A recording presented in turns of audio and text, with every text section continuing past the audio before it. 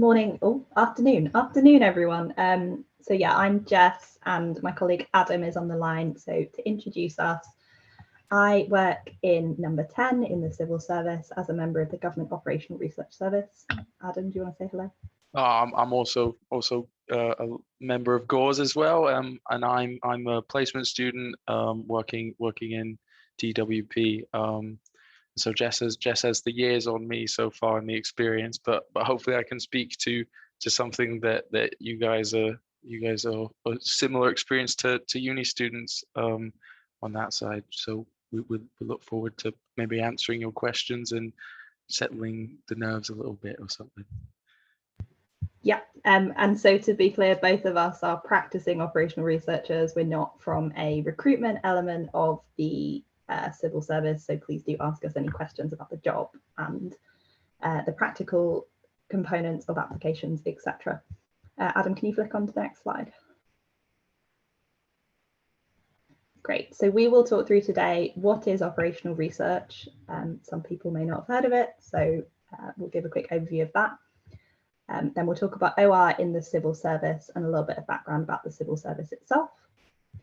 We will give an analyst perspective, and Adam is going to talk a little bit about the start of his placement year, talk through the benefits of doing a placement with us, and then some of our recruitment processes and a few tips on job applications. Great. So what is operational research? It is essentially the use of scientific or mathematical methods to understand real world problems. And what we do is use a lot of maths, but also wider techniques to enable decision makers to make more informed decisions. So underpinning evidence into the heart of what government does is what we do as government operational researchers. And we use a really wide range of methods in OR. So there is no typical OR person. We'll talk through our backgrounds in a minute, but we have people in GORS who come from a lot of physicists, a lot of mathematicians, but also geographers. We've had zoologists in the past. So really a broad range. The only thing we generally look for as GORS is that you have a degree with some element of mathematical components, and information is available on our website around the requirements there. What sort of skills do we use? There's a lot of technical skills. There's a lot of people doing complex modelling across government. Optimization, so thinking about how we make the best use of money, and looking at measuring performance and forecasting. But we do also use a lot of softer skills. So I personally specialize in soft OR, so do a lot of communication of analysis, structuring of problems, systems thinking, project management. And we also do use quite a lot of computing skills to do all of that. So things like spreadsheet modeling, looking at databases, statistical packages such as R, SAS, SQL, and we do have people who will specialize in data science as well, so doing some of the more technical analytical modeling work. Do you want to move on, Adam? Yeah, so I mean, we're here speaking today as GORS. So if you join, you're I think automatically a member of GORS and labeled as a sort of operational researcher. And so at the bottom is kind of what makes up analysis, because obviously government wants such a holistic view of things, and so they take all these different skills and welcome everyone with open arms. And so I work on my day-to-day with other economists and statisticians and social researchers. So everyone's kind of got their sort of skills and their sort of profession. And so I think the operational research is obviously the broadest, and so it encompasses a lot. So as Jess was saying, you obviously got so many people from so many different backgrounds. So you're kind of a unique individual, and everyone's got their specialties and things like that. And so yeah, GORS is one of the four, and they're the largest operational research. I mean,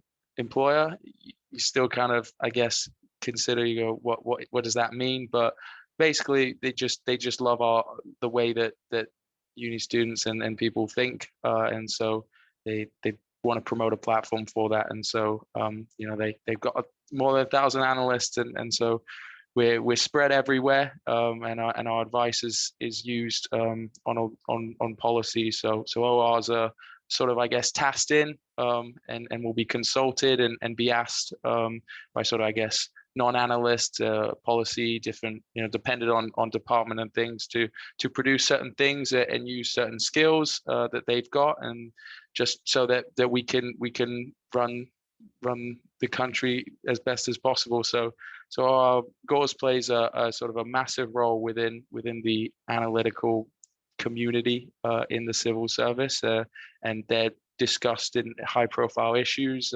got head of professions and things like that. So they have a big standing in sort of the civil service, and their opinions are really valued. I don't think I've got more on that one, so we'll move on. Is it you, Jess?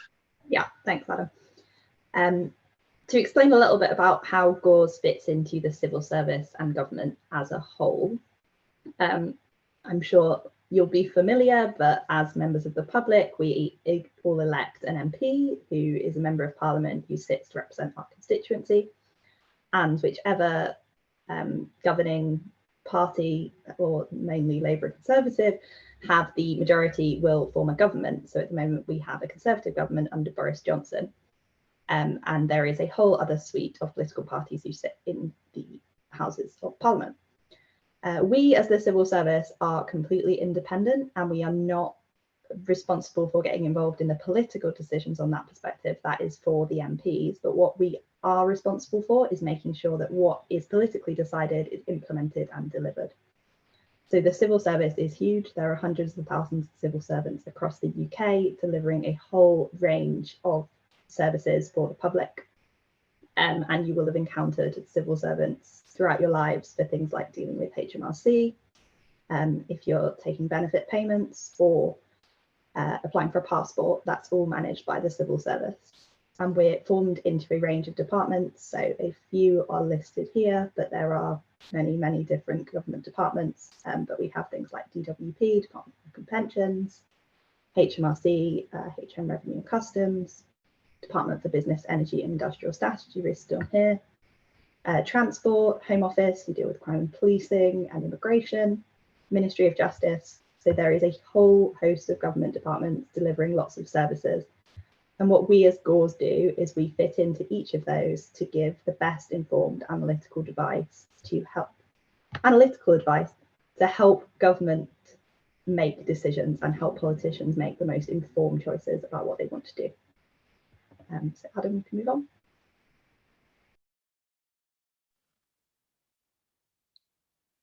Yeah, so as Jess was saying, we're a bit of everywhere. I think the slide said 25, more than 25 from what I read. So, but we're also everywhere in the country as well. So we're not just in sort of London, where you always associate with that. Although I think Jess is in London, but I'm up in Sheffield, so I'm representing the North in today's conversation. But yeah, so we've obviously nationally we need to be spread out, and there's offices everywhere, and sort of I think the main recruitment areas for GORS are London, Sheffield, Leeds, Newcastle, and Manchester. Those are the big five.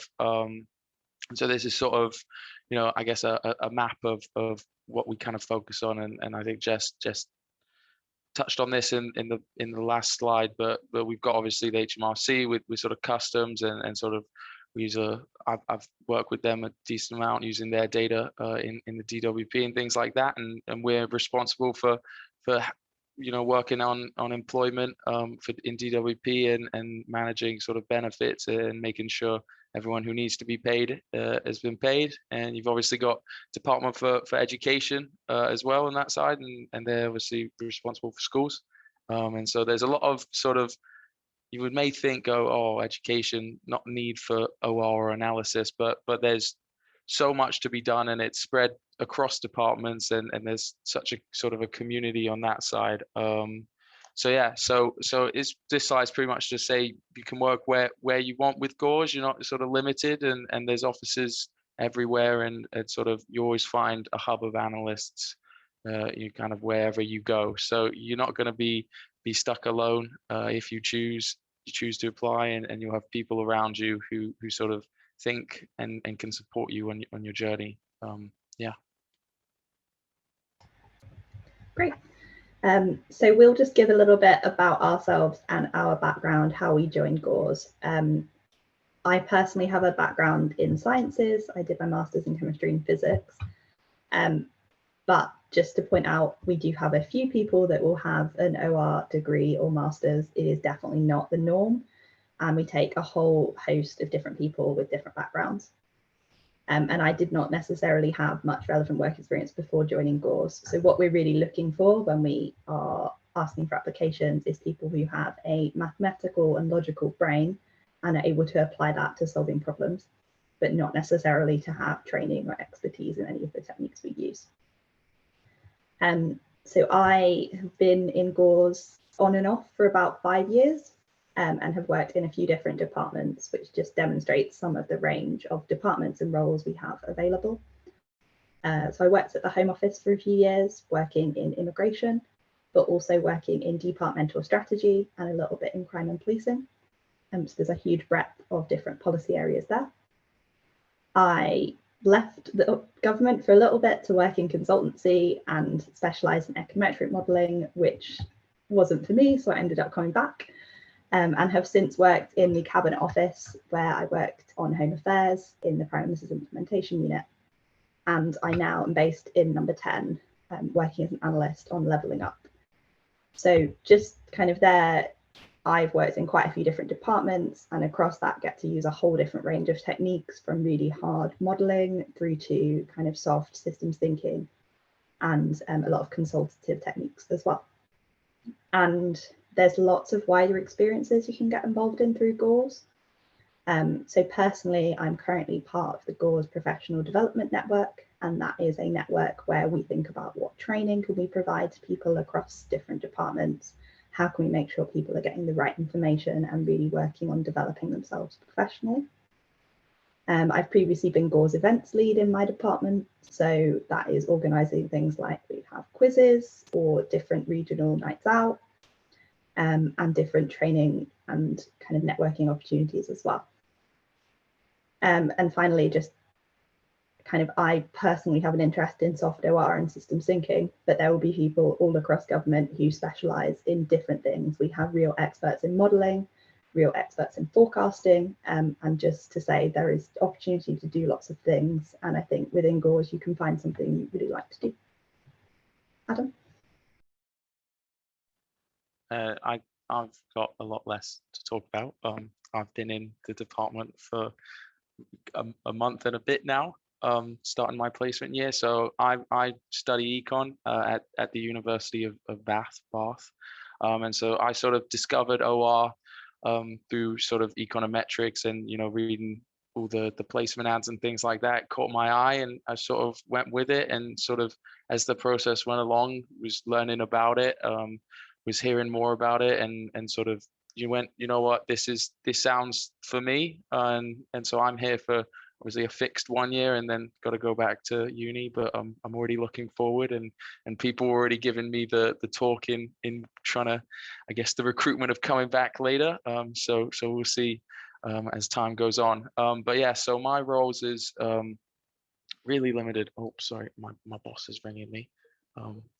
But I'm in DWP, and so I work not with sort of universal credit and that. I'm part of the finance group, so we sort of work with government, like the sort of private sector and things like that, who we contract things out to, and sort of we're analyzing how sort of certain programs and things like that go. So it's a lot of doing spreadsheets and kind of things so far, and it's getting me up. So I have less to speak about, I guess, in terms of riveting work content that I've been doing, because it's been a lot of training so far and getting the skills, but as a student, I think that was really valuable for me, because there's a lot of I think encouragement of students, and especially in GORS and in the civil service, students, especially placement or fast streamers, will work in a team for a year and then move on, so everyone's kind of aware of that, and so you've got a lot of support and structure on that side, so there's a lot of that. So my wider experiences have been getting involved with sort of more senior OR people, and trying to learn more about it and try to take on their advice and sort of hear their experiences. So we've been planning a DWP specific OR conference. So I've put my name forward for that and kind of done that. And I'm helping on that. And they use a lot of software skills. So certain departments use sort of like R and Python. My department, we use I think it's SAS and a lot of Excel. So getting myself uplifted in those, it's useful coming back, especially for my last year of uni and moving forward. And more also, lastly, practicing mock interviews and helping out with sort of the recruitment process. Not like as a recruiter, but as someone who can help them and sort of see an insight on that side. And so, oh, I missed one. But obviously I came in, had my whole second year online, so couldn't really go out and do sort of work experience. But I think it's more of sort of like finding your skills and sort of having that. So I had a lot of useful experience in my course and sort of talking about that and just going out and sort of keeping up to date and reading and linking things in your life that are kind of relevant was a monster one for me. And kind of volunteering and ran a society that we talked with a bunch of different sort of professors at the uni and things like that. So they'd give speeches. So we had an OR one, so that kind of opened the door to a lot of things for me. And so that's kind of where I've been, and I've been here for a month and got 11 more. And I'm really excited to see where it keeps taking me. I'm having a great time so far, I will say. And then back on to me still. I'm sorry, I've got to focus on which one is which. But yeah, so I think I've got the luxury of sort of, we got flexi time. So I can work at home, work in the office how I kind of want, but a lot of my work is listening in to sort of meetings and thinking and processing things quite quickly, and then giving that up to obviously the people more senior than me who sort of spearhead the projects and things like that. So I've been doing a lot of ad hoc asks as of recently in pulling numbers and just doing a lot of Excel things, because obviously I can do those and sort of it's a good way to get started for me. So been listening into a lot of meetings, undertaking the training. There's great sort of training teams that run online courses. So I've been doing sort of the e-learning to make sure I'm on a level playing field in the department. Trying to think what else, but mainly I've been sort of focusing in on sort of the programs. That's what the work programs, that's what my team's specializing in, and sort of learning the ins and outs of those and sort of applying that and working with sort of the finance teams and things like that, because I'm part of the finance group.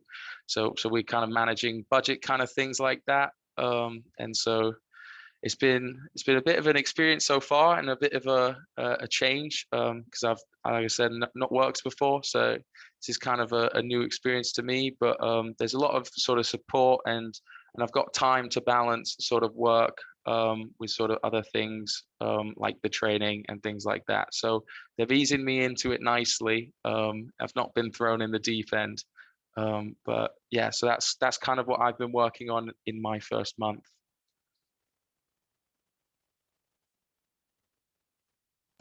Great, thanks, Adam.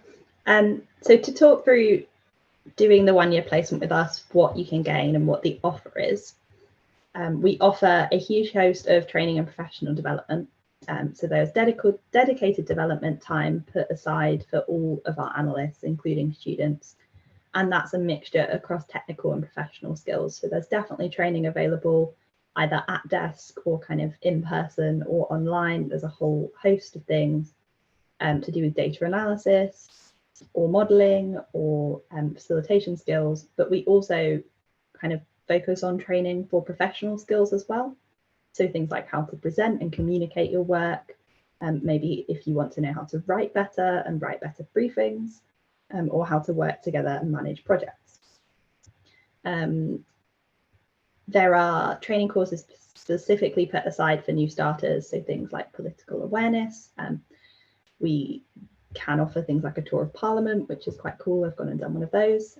So that's more just to get to know the civil service and a bit outside your department, as well as on-the-job training. I think one of the biggest benefits to a placement with us is you will be doing real work, and it will be work that is important to the public. So it's meaningful and impactful. I know from placement students I've had in my team in the past have said they found that really valuable. We've had placement students who have been responsible, for example, for a whole forecast that is theirs and is owned by them. At the end of their placement year, they've delivered it. And we offer a lot of wider experiences. So there are lots of social and professional networking opportunities, as I've mentioned before, and that's within GORS, but across other analytical professions in government, to find out more about them as well. We have a government student network, and I know they also organise a whole host of other events that are available. There are opportunities for volunteering. So we actually do offer some. The civil service offers essentially, I think it's 5 days per year paid volunteering leave, and people are given the opportunity through a scheme to offer that to some charities to do some pro bono work, offering their OR skills. And then finally, there's a lot of kind of wider learning experiences available. So we offer mentoring and coaching schemes with other analysts, and I know almost all our senior leaders are happy to offer shadowing opportunities throughout your placement year as well. Do you want to move on, Adam? Yeah, Great. so I guess more on the, I think this one's more for kind of the admin side and less of I guess, obviously we're paid for our work. I guess it's a show of gratification potentially, but it's obviously dependent on where you are and where your departments are. So we can't specifically answer questions about that, but we've included an annex in the slides. We'll be sharing them with you. And so sort of there's obviously the London uplift, things like that. So that's one of the things where you've got some certainty that you differ if you everyone sort of loves London and want to go to London. But there's a lot of benefits outside of just sort of, I guess, the monetary side. I don't know if I touched on it, but there's sort of flexible working, especially with sort of working at home. I'm not sure whether you guys next year will be as, I guess, having that, or whether there's the big rush to go back to the office. But I can choose sort of when I want to work on different days. I know my line manager takes every other Friday off. So you can definitely have flexibility, and it's sort of encouraged, I guess, on the productivity side, and everyone loves for you to have a good work-life balance. So, if you need to take a 2 hours off in the middle, you can, and you're a better evening worker, that's loved, and they love to have it, things like that. And you've obviously got the opportunity to work everywhere. I think different schemes encourage sort of movement and things like that. Obviously with placement, I'm in one place for 1 year. You've got 23 days sort of leave. You get the bank holidays, and I think you get the privilege day for the Queen's birthday as well. And so I think you then automatically also put on specific pension schemes. If you've got questions, that's probably better to lead to Jess, because I don't think I'm on them as a placement student.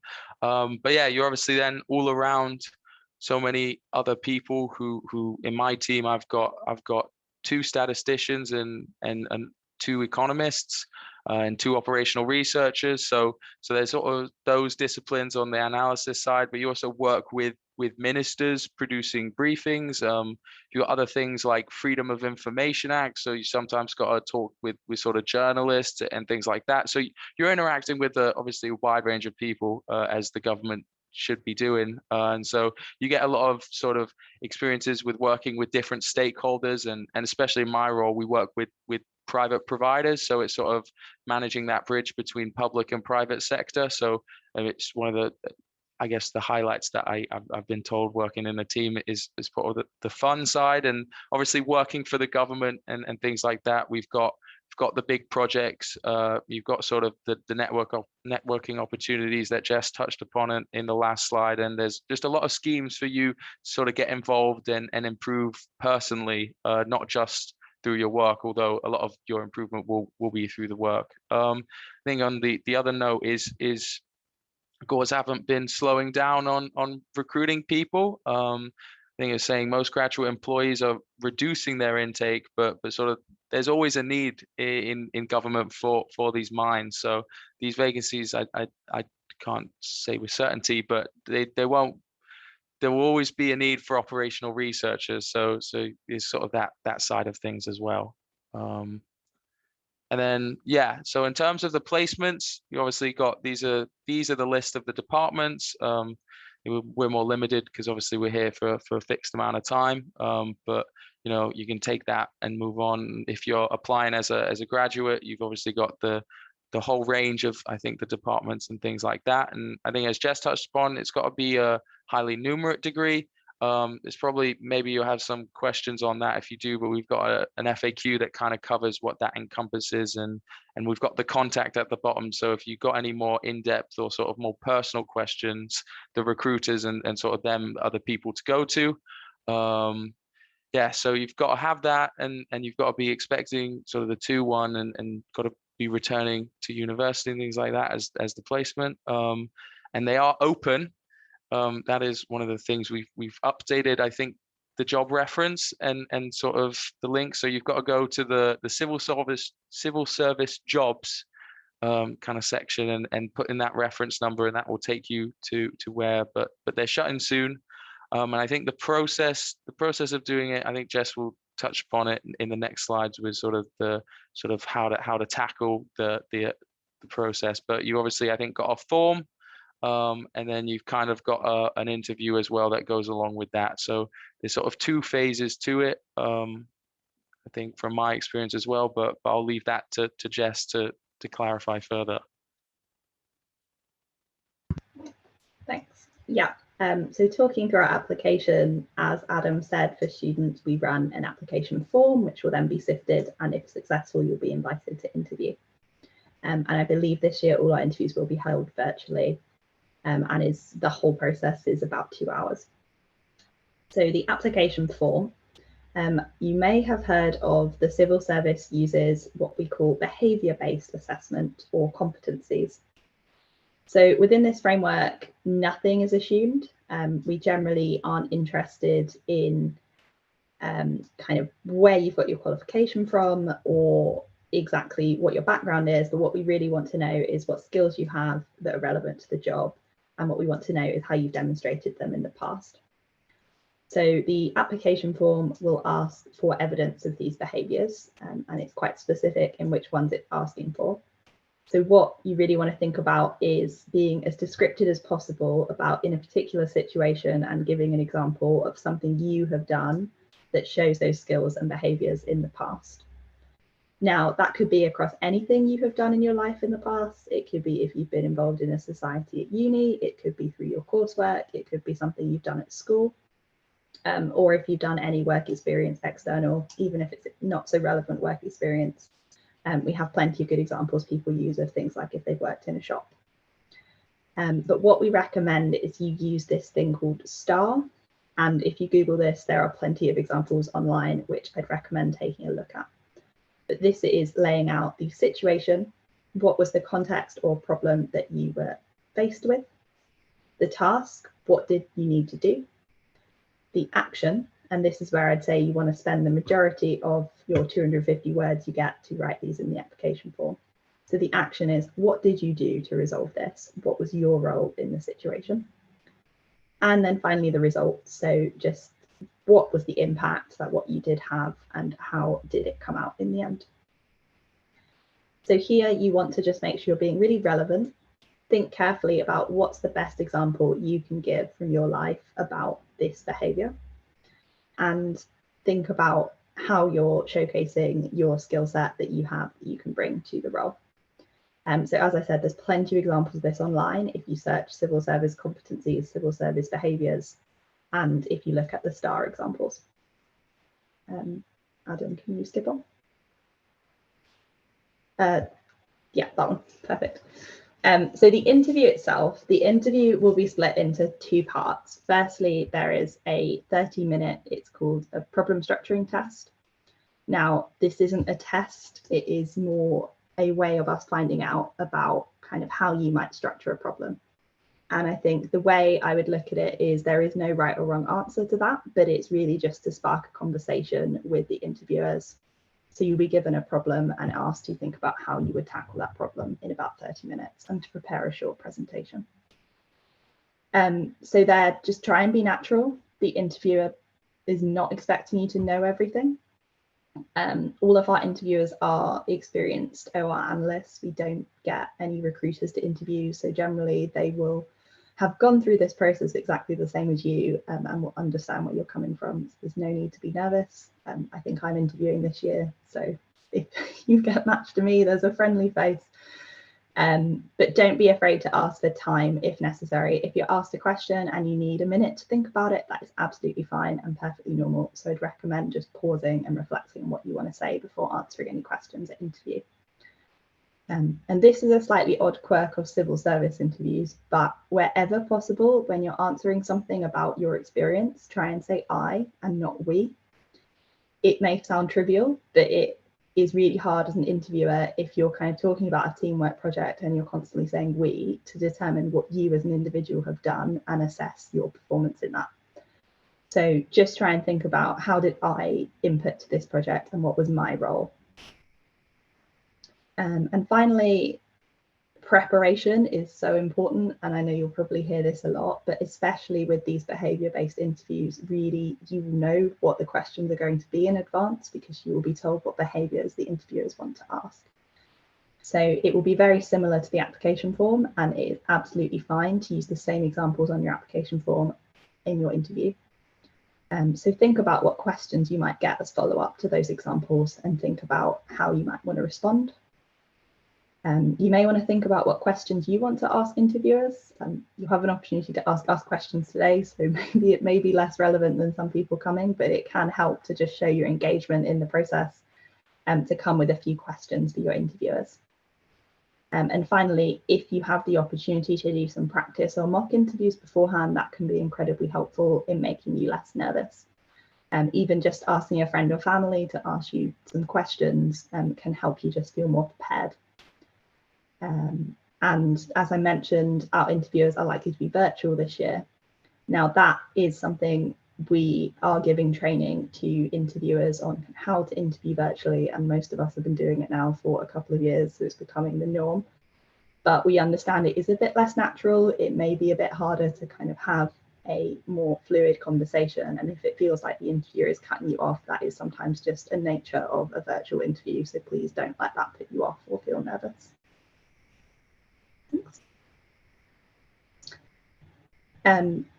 Just a few resources here which we will circulate, but as I've said, if you go onto the GORS website, there is more information about all of our recruitment opportunities. So we also recruit through the FAST stream, which is our graduate scheme. We recruit through something called Mainstream, which is aimed at uni graduates as well, and placement opportunities. And all of our advertisements are through civil service jobs, which is linked here. It is a little bit of a painful system to navigate, but there should be some quite clear instructions available on the website. And I think the final thing I will say about civil service jobs and the applications is make sure that you leave plenty of time to submit it. The system can be a bit buggy, so kind of leaving it to the last 5 minutes may put you in a bit of a panic. So just make sure that you're submitting the application in plenty of time and that you are comfortable with how the IT system works. Great. That was everything we had to speak through today, but very much welcome any questions.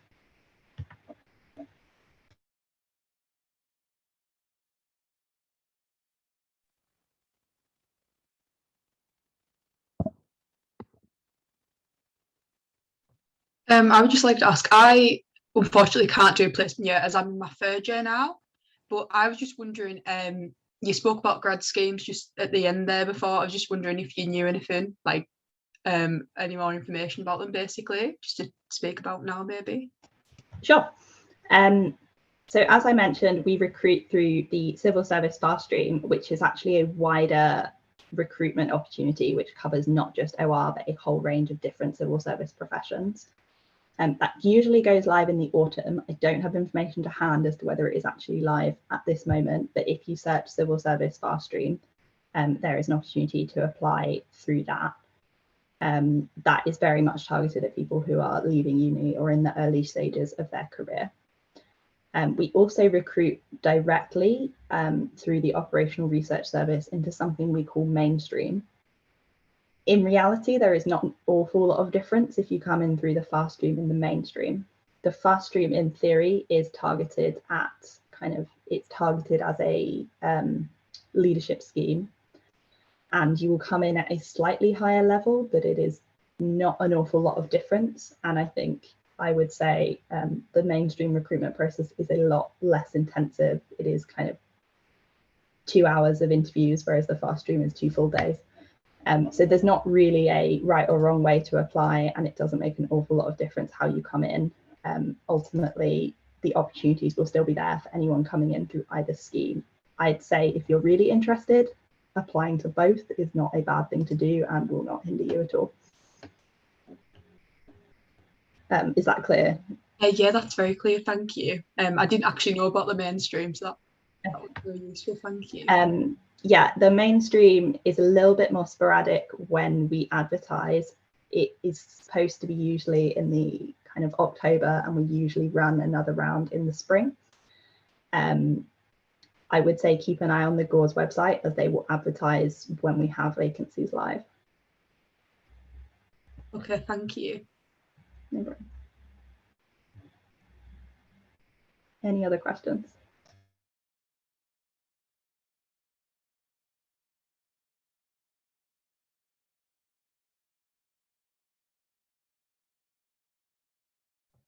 Just another thing I would like to ask. I do a geography degree, so like it's not necessarily all maths per se, but I do a lot of like analysis and statistics, working with numbers in that way, like analysing lots of research things. Like I use like R and GIS and stuff like that. Would that be like, or do I have to have more experience like working with numbers, or is that like an okay background to have? Like you did say people with geography degrees like do go into this before.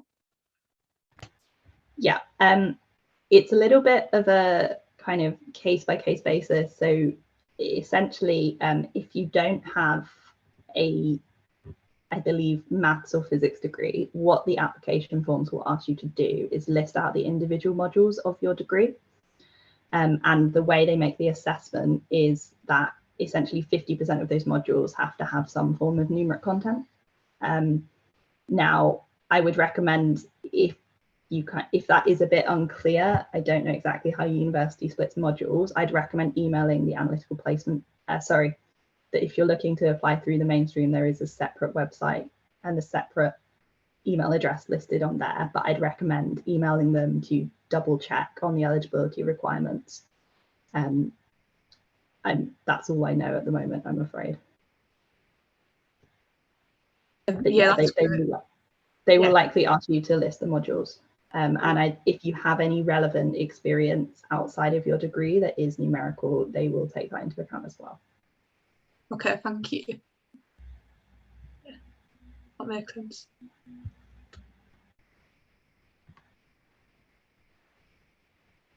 Anything else?